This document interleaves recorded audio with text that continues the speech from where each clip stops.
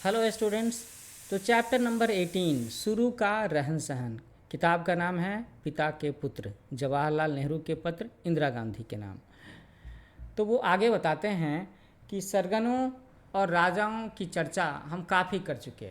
अब हम उस ज़माने के रहन सहन और आदमियों का कुछ हाल लिखेंगे कि जब हमारे देश में या बाकी देशों में राजा महाराजा हुआ करते थे तो आम जनता का जीवन कैसा होता था, किसानों का जीवन कैसा होता था, देश की राजनीतिक व्यवस्था कैसी होती थी। तो हम उस ज़माने के रहन सहन और आदमियों का कुछ हाल बताएंगे। हमें उस पुराने ज़माने के आदमियों का बहुत ज़्यादा हाल तो मालूम नहीं, फिर भी पुराने पत्थर के युग और नए पत्थर के युग के आदमियों से कुछ ज़्यादा ही मालूम है। आज भी बड़ी बड़ी इमारतों के खंडहर मौजूद हैं जिन्हें बने हजारों साल हो गए। उन पुरानी इमारतों, मंदिरों और महलों को देख करके हम कुछ अंदाज़ा कर सकते हैं कि वे पुराने आदमी कैसे थे, उन्होंने क्या क्या काम किए। उन पुरानी इमारतों की संगत राशि,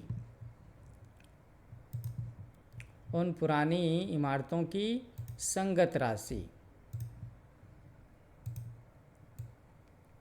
और नक्काशी है ना, से खास करके बड़ी मदद मिलती है। उन पर जो भी डेकोरेटिव वर्क किया होता है, खुदाई वाला काम होता है, कुछ पेंट किया हुआ होता है, इन पत्थर के कामों से हमें कभी कभी इसका पता चल जाता है कि वे लोग कैसे कपड़े पहनते थे। क्योंकि जैसे कपड़े पहनते थे वैसे ही चित्र बनाएंगे, वैसे ही पेंटिंग बनाएंगे या वैसी ही मूर्ति बनाएंगे, और भी बहुत सी बातें मालूम हो जाती हैं। हम ये तो ठीक ठाक नहीं कह सकते कि पहले पहल आदमी कहाँ आबाद हुए और रहने सहने के तरीके उन्होंने कैसे निकाले, लेकिन आदमियों का ख्याल ये है, लोगों का अंदाज़ा है कि जहाँ अटलांटिक सागर है, जहाँ पर अटलांटिक सागर है वहाँ अटलांटिक नाम का एक बड़ा मुल्क, एक बड़ा देश हुआ करता था। और कहते हैं कि इस मुल्क में रहने वाले लोगों का रहन सहन बहुत ऊंचे दर्जे का था। रहन सहन शब्द को आप लाइफ स्टाइल से ज़्यादा रिलेट कर सकते हो। कई बच्चे ज़्यादा इस तरह की हिंदी नहीं समझ पाते, तो रहन सहन का मतलब हो गया लाइफ स्टाइल। ओके। तो नेहरू जी कहते हैं कि आगे चल कर के कुछ हुआ होगा, कोई प्राकृतिक आपदा हुई आई होगी, है ना, भूकंप आया हो, कुछ ऐसी बात हुई हो, तो किसी वजह से सारा का सारा मुल्क वो जो अटलांटिक सागर में समा गया, डूब गया। धरातल पर अब उसका कोई हिस्सा बाकी नहीं है। लेकिन किस्से कहानियों को छोड़ करके हमारे पास इसका कोई सबूत नहीं है, इसलिए उसका जिक्र करने की ज़रूरत नहीं। क्योंकि जिक्र करने पर तो उसके बारे में जानकारी देनी होगी, बातें बतानी होंगी, प्रूफ देना होगा। कुछ लोग ये भी कहते हैं कि पुराने ज़माने में अमेरिका में ऊंचे दर्जे की सभ्यता फैली हुई थी। अमेरिका में तुम्हें मालूम है कि कोलंबस के बारे में बताते हैं कि तुम्हें मालूम है कि कोलंबस को अमेरिका का पता लगाने वाला कहा जाता है, कि कोलंबस ने खोज की अमेरिका की। लेकिन इसका ये मतलब नहीं है कि कोलंबस के जाने से पहले अमेरिका था ही नहीं। अमेरिका तो पहले से बसा हुआ था। इसका खाली इतना मतलब है कि यूरोप वालों को कोलंबस के पहले उस अमेरिका के बारे में पता नहीं था। कोलंबस के जाने के बहुत पहले से वह मुल्क आबाद भी था और सभ्य भी था। यूकेटन में, जो उत्तरी अमेरिका के मेक्सिको राज्य में है, और दक्षिणी अमेरिका के पीरू राज्य में पुरानी इमारतों के खंडहर हमें मिलते हैं। इससे ये यकीन हो जाता है कि बहुत पुराने ज़माने में भी पीरू और यूकेटन के लोगों की सभ्यता फैली हुई थी। ऐसा था पहले, लेकिन उनका ज़्यादा हाल हमें अब तक नहीं मालूम हो सका। शायद कुछ दिनों के बाद में आर्कियोलॉजिकल काम करने वाले जो लोग होते हैं, है ना, आर्कियोलॉजिस्ट, वो इसके बारे में रिसर्च करें, खुदाई करें, पता लगाएं और लिखें, तो हमें कुछ पता चले, हमें उनके बारे में कुछ और बातें भी मालूम हो। यूरोप और एशिया को मिला करके यूरेशिया कहते हैं, तो ये शब्द आज आपने सीखा होगा। यूरोप और एशिया को मिला करके यूरेशिया कहते हैं।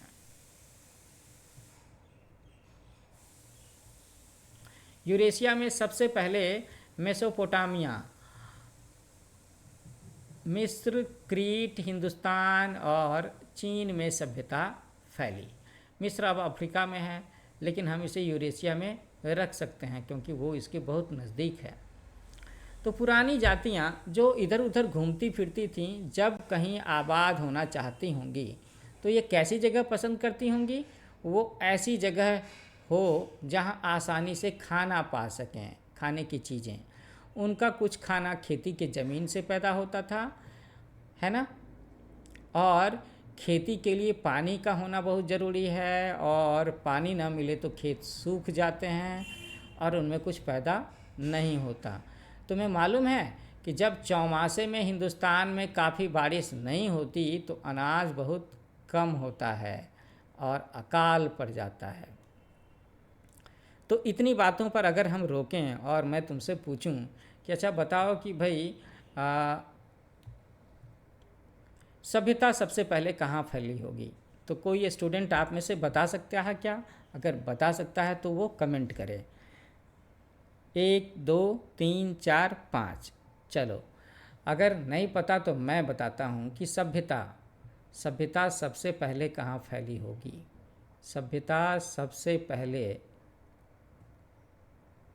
नदी घाटी से फैली होगी, मतलब जहाँ पर नदियाँ होंगी, रिवर्स के नज़दीक। क्योंकि नदी के होने से क्या होता है कि उसके आसपास की ज़मीन, मिट्टी बड़ी उपजाऊ होती है। नदी में उन्हें मछलियाँ भी मिलती होंगी, नदियों से वो एक जगह से दूसरी जगह यात्रा भी कर पाते होंगे। और मैंने कहा ना कि नदी के पानी के स्रोत से उन्हें पीने का पानी, नहाने का पानी और खेती करने का पानी भी आसानी से मिल जाता होगा। तो ये जो घुमंतू लोग होते थे, घुमंतू जातियाँ हुआ करती थीं, वो जब भी कहीं पर बसना चाहती थीं, आबाद होना चाहती थीं, जहाँ वो अपना सेटलमेंट्स बनाना चाहेंगे, तो वहाँ पर वो नदियों को ढूंढते होंगे और वहीं अपना ठिकाना बनाते होंगे। तो पानी के बगैर तो कुछ काम हो नहीं सकता, और नदियाँ हैं तो फिर सब चीज़ें ठीक हैं, है ना। पुराने ज़माने के आदमियों को ऐसी ज़मीन चुननी पड़ी होगी जहाँ पानी बहुतायत में हो। देखो यहाँ पर भी लिखा है ना, और यही हुआ भी। मेसोपोटामिया में वे दजला और फरात, इन 2 बड़ी नदियों के बीच में आबाद हुए। मिस्र में नील नदी के किनारे। हिंदुस्तान में उनके करीब करीब सभी शहर सिंधु, गंगा, जमुना इत्यादि बड़ी बड़ी नदियों के किनारे आबाद हुए। पानी उनके लिए इतना ज़रूरी था कि वे इन नदियों को देवता समझने लगे। पूजा भी करते होंगे, आज भी पूजा करते हैं। बिहार में ये जो छठ पूजा होती है, नदी की पूजा है, सूर्य की पूजा है।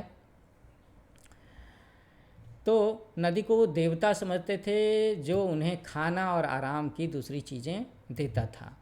मिस्र में नील को पिता नील कहते थे वो, और उसकी पूजा करते थे।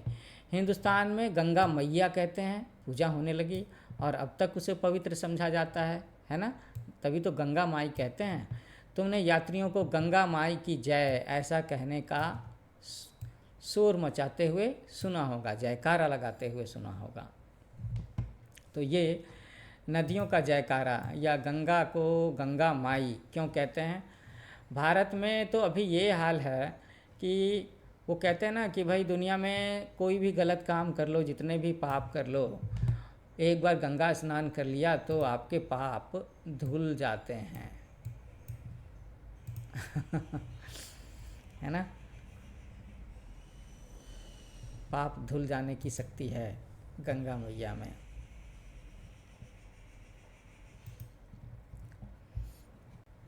तो ये समझना मुश्किल नहीं है कि क्यों वे नदियों की पूजा करते थे, क्योंकि नदियों से उनके सभी काम निकलते हैं। अभी भी बहुत सारे पूजा पाठ में गंगा जल का इस्तेमाल होता है। गंगा जल के बारे में एक और बात बताते हैं, और ये प्रैक्टिकली है भी, कि गंगा जल काफ़ी दिनों तक शुद्ध रहता है, सड़न नहीं होती, उसमें बैक्टीरिया नहीं लगते। तो बच्चों, इसके पीछे कारण ये है कि गंगा जल गंगोत्री से लेकर के नीचे मैदानी भाग तक में आते हुए रास्ते में वो बहुत सारे हर्ब्स, बहुत सारे मिनरल उसमें मिले हुए होते हैं, और ये जो हर्ब्स और ये मिनरल मिले हुए होते हैं, इसकी वजह से गंगा का पानी इतना शुद्ध होता है। बाकी नदियों का पानी इतने दिनों तक आप शुद्धता से नहीं रख सकते, उसमें महक आ जाएगी, सड़न आ जाएगी। तो नदियों से उन्हें सिर्फ पानी ही नहीं मिलता था, अच्छी मिट्टी और बालू भी मिलती थी, जिससे उनके खेत उपजाऊ हो जाते थे। नदी ही के पानी और मिट्टी से तो अनाज के ढेर लग जाते थे। फिर वे नदियों को क्यों ना माता और पिता कहते। लेकिन आदमियों की आदत है क्या कि असली सबब, असली कारण को लोग भूल जाते हैं। वो बिना सोचे समझे लकीर पीटते चले आते हैं। हमें याद रखना चाहिए कि नील और गंगा की बड़ाई सिर्फ इसलिए है क्योंकि उनसे आदमियों को अनाज और पानी मिलता है ना। तो स्टूडेंट, एक बार मैं फिर से याद दिला दूं अपने चैनल के बारे में। बिल्कुल, क्योंकि याद नहीं दिलाऊंगा तो फिर आप सब्सक्राइब नहीं करते। तो मेरा चैनल न्यू एज कोचिंग,